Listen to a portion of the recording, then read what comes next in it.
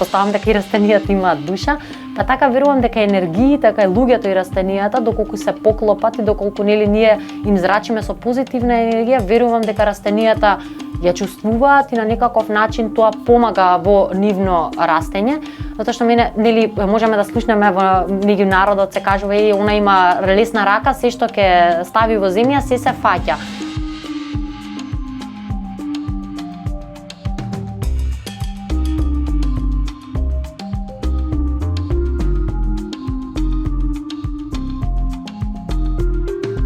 Кога имаат некаков проблем, ќе ми се обратат, ќе им дадам совет и веројатно советите се покажуваат како успешни, па така многу често знам да се сретнам со тој епитет фала ти Силви, ти си ми доктор на растенијата.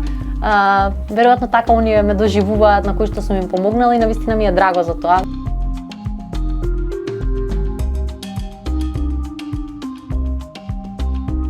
Беше 2016 година кога за прв пат купив сукулентен примерок, го донесов дома со цел да се обидам да истражувам нешто повеќе од она што учев на факултет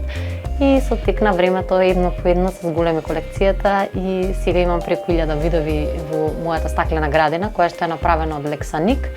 Со тоа што во изминатата година започнав со колекционирање на други видови, не само на сукуленти и кактуси, бидејќи ми беа предизвик.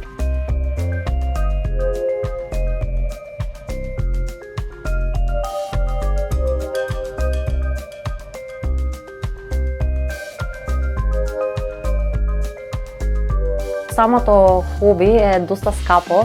како колекционерско хоби, овде зборуваме за видови кои што може еден вид да чини повеќе од 30-40 евра, иако се во мали сакси, да кажеме, миниатурни примероци.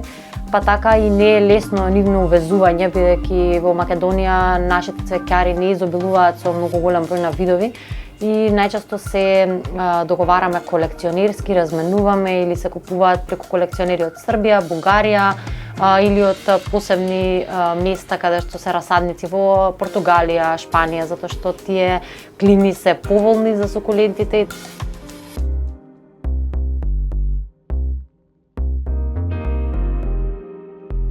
Има научни докази дека работата со земја, постои таква гранка научна, не можам да се сетам на името во моментов, и луѓето кои што се занимаваат со земјоделие, да кажеме, и сите оние кои што добираат земја, се верува дека тоа позитивно влијае на расположението, дури постои и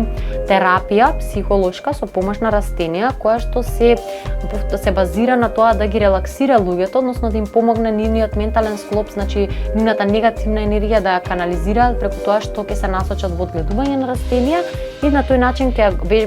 работат на нивното трпение и самодоверба, односно трпението нели со тоа што ќе остават растението да помине време и да се развие, а самодоверба со тоа што ќе станат сигурни во себе дека она што го прават може да донесе до добар резултат. Па така верувам дека растенијата имаат позитивно влијание од многу аспекти кај луѓето.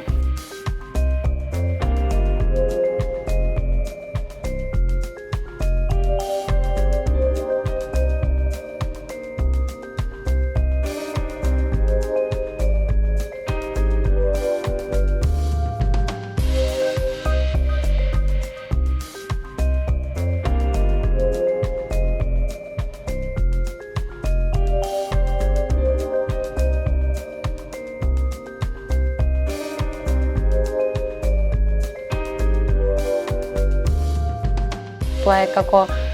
услови во кои што ние живееме во еден дом, доколку нас ние просторот во кој што живееме нечист, има инсекти и нели постелата ни е мокра, ние нема да бидеме среќни, нема да сакаме да спиеме во таа постела, ниту пак ќе се чувствуваме убаво и веројатно ќе развиеме некоја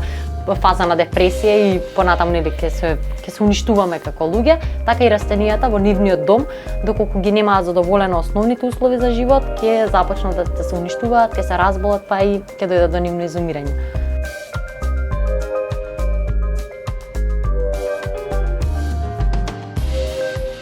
Верувам дека сите оние кои што немаат растенија дома, доколку ги заменат пластичните декорации со барем едно растение, ќе почувствуваат разлика и ќе бидат среќни кога ќе видат ново ливче или нешто ново кое што му се случува на растението, затоа што и тоа зрачи со живот како и ние луѓето, и тоа е како една насмевка кај човек да видиме.